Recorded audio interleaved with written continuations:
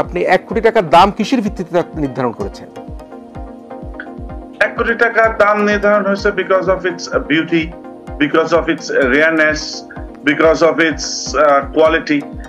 এই জায়গায় বেসিক্যালি আমাদের দেশে আগে কখনো হয়তো বা যেসব গরু ছাগল অবৈধ সেসব প্রাণী দিয়ে কোটি কোটি টাকার ব্যবসা করছে সাদেক এগ্রো সহ দেশের আরও বেশ কিছু ফার্ম। দেশের আইন অনুযায়ী অবৈধ প্রজাতির গরু আমেরিকান ব্রাহ্মা যা 2016 সালে বাংলাদেশ নিষিদ্ধ ঘোষণা করা হয়, এমন গরু তারা খামারজাত করেছে।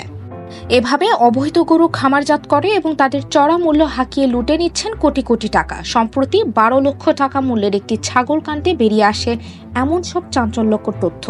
ঘটনা সূত্রে আরও জানা যায় যে 1 কোটি টাকা মূল্যের একটি ব্রাহ্মা গরু বিক্রি হয়েছে তার ফার্ম থেকে।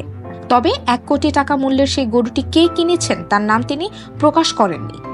তিনি বলেন, গরু ক্রয় করা ব্যক্তি হজ পালন করতে যাওয়ায় এবছর তিনি গরুটি ক্রয় করেননি, তবে 2025 সালে তিনি গরুটি নেবেন। এ বাবদ ওই নাম না জানা ব্যক্তি সাদেক এগ্রোকে 10 লক্ষ টাকা অ্যাডভান্স করেছেন। এইসব চাঞ্চল্যকর তথ্য সোশ্যাল মিডিয়ায় ছড়িয়ে পড়লে শুরু হয় ব্যাপক আলোচনা ও সমালোচনা।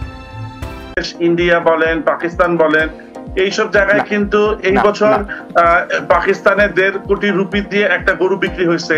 আসলে এই জায়গায় নাম প্রকাশ করলে সততা প্রমাণ হয়ে যাবে না।